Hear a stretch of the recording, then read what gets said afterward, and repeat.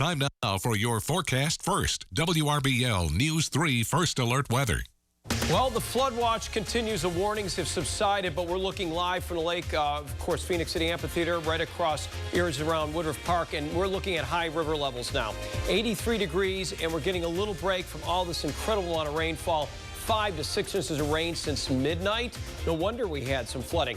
And now that it's starting to recede a little bit, the rain I'm talking about in those standing water areas, that could be some good news. We're going to talk about that coming up. And we're also going to show you what's happening along the Chattahoochee, how to play it safe with the next future rainfall coming in for your Memorial Day weekend. The news starts right now.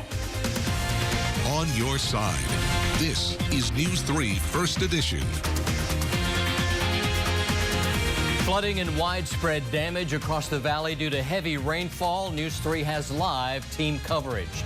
And we have Mayor-elect Skip Henderson in the News 3 studios for a live interview coming up.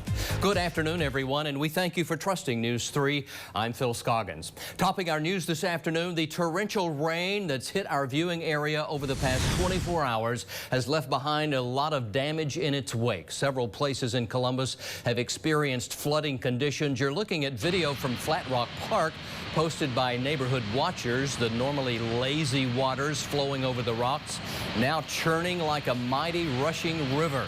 Taking a live look now outside at the current conditions from the Phoenix City Amphitheater camera. The muddy Chattahoochee there in the foreground. Chief Meteorologist Bob Jeswald joining us now with our first look at that forecast. Adding perspective, when you see a barricade down near, let's say, the Riverwalk, that means do not try to go past that. Any banks could certainly weaken. They can always erode. You never know what's underneath standing water anyway. That's why you don't want to ever cross it. But just to give some perspective here, it was designed to be this way. This is not unusual. We've seen this in years past. And when we do get excessive amount of rainfall, it's starting to move out of the area. That's the good news. Flood stage is 27 feet. We're just below that. We're at minor stage right now, but it is expected to recede because the rain's going to let up a little bit over the next several hours.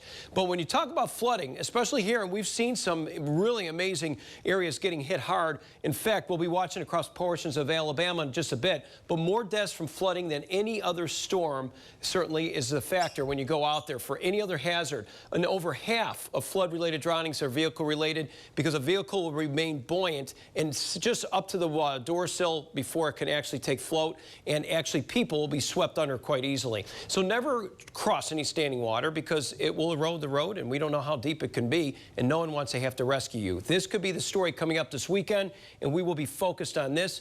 Another tropical disturbance. Here we go again. Instant replay for the weekend. Phil. All right, thank you, Bob.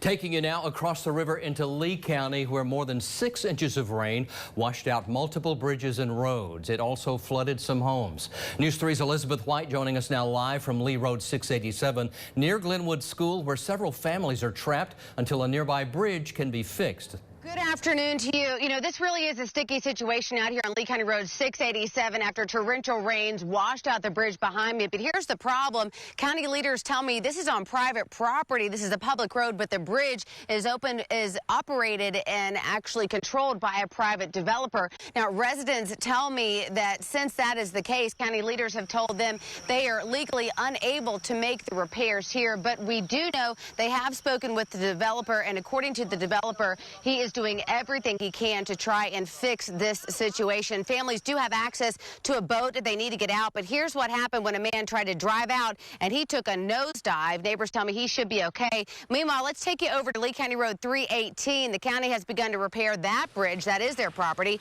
Gabe O'Neill and his family own several homes nearby that flooded. The force of the water actually pushed a trailer into a storage building, and it filled up with water, and a wall completely blew out. There's furniture, there's toys, there's stuff all the way down the road. A ton of water in such a small amount of time, nobody could be prepared for that. The Lee County EMA says if you experience any damage, please let them know. At this point, EMA says it was not a statewide flooding event, so it appears that FEMA dollars will not be available for the recovery. Back here on Lee County Road 687, just got off the phone with Lee County Sheriff Jay Jones. He says he is aware of the situation happening here and that the repairs could take quite some time to make. But he says in an event of an emergency, he says his sheriff's office will find a way to get to these residents. So even though emergency vehicles up here cannot cross this bridge, Lee County Sheriff Jay J. Jones says they're monitoring the situation, and in an emergency, he will make sure he can get to these families. Of course, we're going to have so much for you coming up tonight at 6. Now reporting live on your side in Lee County, I'm News 3's Elizabeth White. All right, thank you, Elizabeth. We continue our team coverage now with flooding conditions in Columbus. Our Darian Aaron is live at the Riverwalk, and the water level there much higher than normal. Back to you now, Darian, down at the Riverwalk. Tell us what you're seeing now. Good afternoon, Phil. I'm live on the Riverwalk, and as you can see, there's still a substantial amount of debris on the ground behind me as a result of the rainfall and the flooding that occurred here overnight. Now, the flood stage for the river is about 27 feet, and that's where we were around 3 o'clock this afternoon. The good news is the Riverwalk is designed to handle flooding. Now, if you're planning to come down to the Riverwalk, we do want to advise you to take some precautions. I know Memorial Day weekend is coming up, and folks are planning to come out here with their families. We just want you folks to be safe, and for the latest updates, be sure to stay up to date with our First Alert News weather team. Live on your side in Columbus, Darian Aaron, WRBL News 3.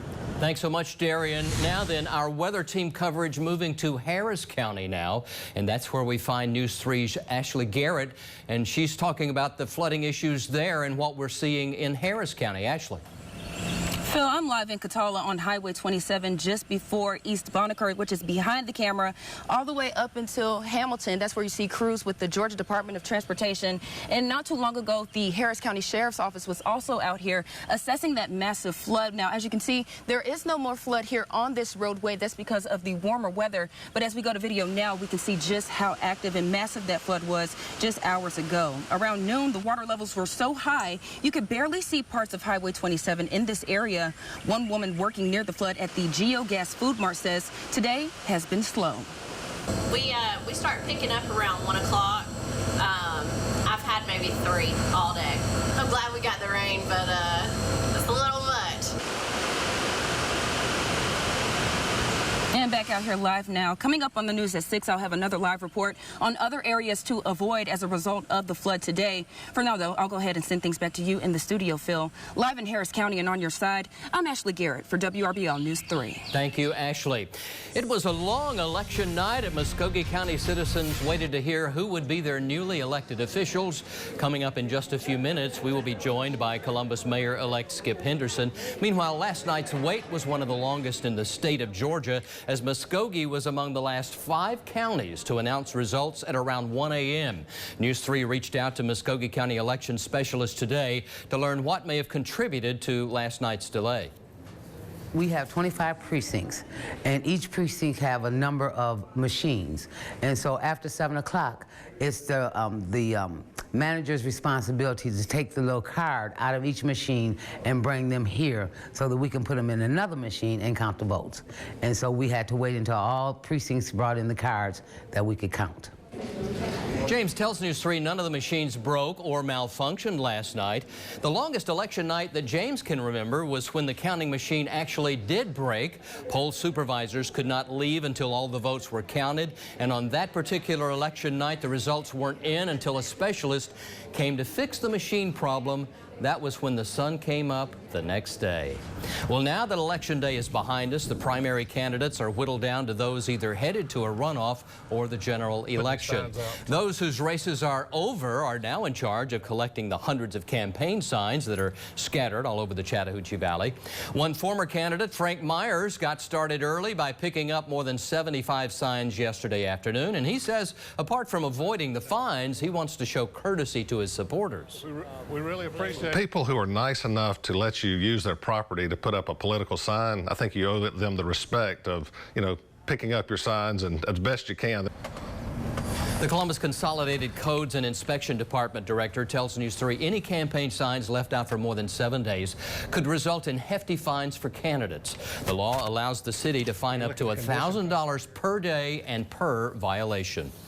Across Alabama today, the state parole board refusing to free a woman convicted of killing a 13-year-old girl who was abducted from a North Georgia shopping mall. The board denied parole for 53-year-old Judith Ann Neely this morning following emotional testimony from relatives of the victim, Lisa Milliken. The 13-year-old was abducted from a mall in 1982. She was sexually assaulted, injected with drain cleaner, shot, and then dumped into a canyon in Alabama. Making news, the LaGrange Police Department issuing a warning about rabies safety. That warning comes after officials say that a rabid raccoon attacked a family dog earlier this month. Officials say the dog did not survive. Now police want everyone to be aware and use caution when wild animals wander unnaturally into the close proximity to people and family pets. Officials say that if the wild animal is acting strangely, you should stay away from it. Six Flags Over Georgia has unveiled their newest roller coaster. The Twisted Cyclone is a hybrid coaster and the only one of its kind in the Southeast.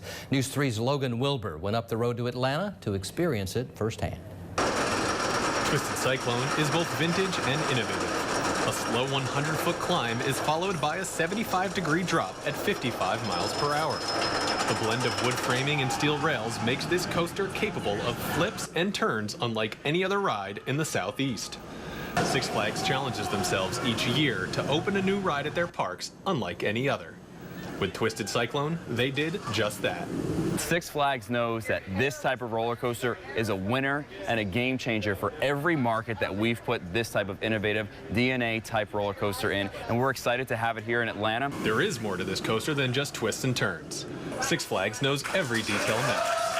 Now, the cars on this ride are modeled after 60s convertibles, and the 60s are a special time for Six Flags. In 1961, the first Six Flags park opened in Arlington, Texas. Coming up on Evening Edition, we'll find out just how this ride pays tribute to a classic. On your side from Atlanta, Logan Wilbur, WRBL News 3. Twisted Cyclone takes over for the Georgia Cyclone, which opened back in 1990. The ride will be open to the public on Saturday. Later on in our Health Watch report, Congress has approved new measures that will help terminally ill patients get access to experimental treatment options. We'll have that for you. And as always, the best way to stay connected with us here at WRBL, like and follow us on social media. We're on Facebook, Twitter, and Instagram for the latest breaking news, sports, and weather. Bob? Well, here's a live look again. I got to show you this. You can see those clouds quite low, and we're getting a little bit of a reprieve from the heavy rainfall. That's the good news. Now, more rain is in the forecast. It may not be as widespread, we'll talk about, but enough that can add more insult to injury when it comes to flash flooding. That's in the forecast. Stay with us.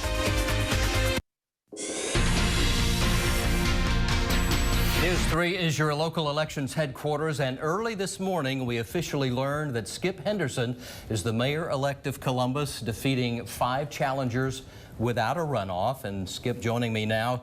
At what time last night did you go to bed knowing that you were in fact the mayor-elect? Actually, I don't think we knew for sure. The numbers came in a little slow, and we had been told that there were certain media outlets that were calling it at about a 52 or 53% of the vote, which we were thrilled with because it meant no runoff. And we woke up this morning and found out it was 56. So. Let's fast forward to next January when you take office. First 100 days, give me a couple of important priorities that you want to hit the ground running and focusing on. Well, I think some of that work begins like today. I've actually already received a call from Mayor Tomlinson. She's offered to meet with me to try to make sure we have a smooth transition for the city of Columbus, because that's so critical. So we're going to be talking with some of the department heads and working with some of the leadership within the government between now and January. We've got a transition team that is going to be working on helping us staff the mayor's office and make sure we've got a team that's going to be able to pull together and do some of the things that we want to see done. And then we're going to work on, one of the first things I want to work on is the culture of the government, trying to be focused on the citizens as customers. We're here to serve the citizens, and the only job government has is try to make life better for them. We expect to be working closely with you as we head into the new year and as you begin your term as mayor. And we want to again congratulate you on your victory last night, finding out about it officially this morning. But we look forward to working with you as you begin your official term in office. And do you know the date in January? I don't even know the date. I think we're working on about 2 hours sleep. I'm doing good. Remember, it's January. So again, congratulations, sir. Thank you. We look forward to it. Thank you. And we're going to toss right now over to Chief Meteorologist Bob Jeswell. He's got a close eye on what's going on with these weather conditions that are all around us. Bob, your first alert forecast. Phil, and welcome, Skip, and congratulations to you and the folks of Columbus, Georgia. Here we are looking at this Columbus State Tower Cam. Speaking of a little bit of a break, we got a little break from the rain in this last hour. Got a little light sprinkle here and there, but 83 degrees, and of course we've been seeing that barometer kind of steady. It was on the lower side, under 30 inches. We got an area low pressure that's been spinning around, and it's kind of moving a little bit farther east. So as it does so, we should lose some of the main energy. Remember all the thunderstorms we had leading up to midnight last night Eastern time, and boy, oh boy, it came down quite heavily, and it was steady, and it certainly lit up the night sky in the morning as well. We ended up officially at the Columbus Airport over 3 inches, 3.7 inches. That was on a lower amount, but for the month over 6 inches, we're doing fairly well. That was a great way to make up a deficit from a bone dry start to May. And again, we've had people reporting 7 inches, probably not unheard of. I really believe within 24 hours we've seen that kind of variance from 3.9, 3.7 all the way up to about 7 inches. We got up to 84 and a low of 71. Whenever the rain stops, the temperatures will come right back up. We have some thunderstorm activity right now, especially just off to the east of Pine Mountain. Buffalo Simon, our sky watcher there, he got copious amounts of rain, and he was saying, and certainly more thunder headed in his direction in Taylor County and around Mock, Georgia. We get around Muskogee County, finally getting a little bit of a break, but once you get near the Panhandle, a little bit farther east near Geneva, there could be some local flooding issues again once you get more rain on top of the saturated ground, which is acting like a sponge, fully soaked up. Everything you pour on it runs off. All the tributaries that are filled up on their banks flow into one big main creek, and then that overflows. And then you see all that dumping into the river, and that's why the river levels are high, too.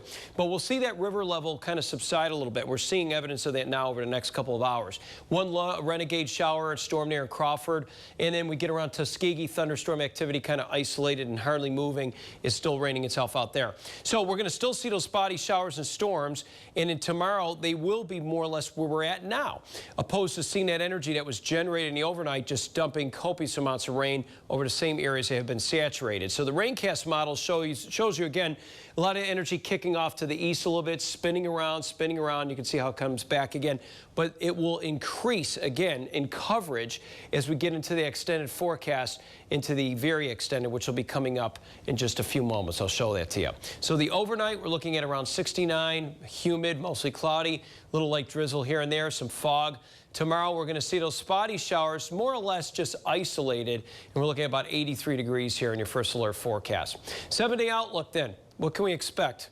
Pretty much the same, and we're going to be weather aware as we get into the weekend. Reason for this, a depression possibly, or just more subtropical moisture will inundate us this weekend, and that will add to more flooding potential across the region. We're going to have more on this coming up in just a bit after the break. Stay with us. In today's Health Watch report, a right to try bill is now headed to President Donald Trump's desk. The House voted in favor of the legislation on Tuesday. The Senate passed it last year. Proponents say the bill will give terminally ill patients a way to seek potentially life-saving experimental treatments that aren't fully approved by the FDA. Trump is expected to sign that measure into law. We'll have a final look at your forecast when we return. First, to look at what's coming up later tonight, right here on WRBL.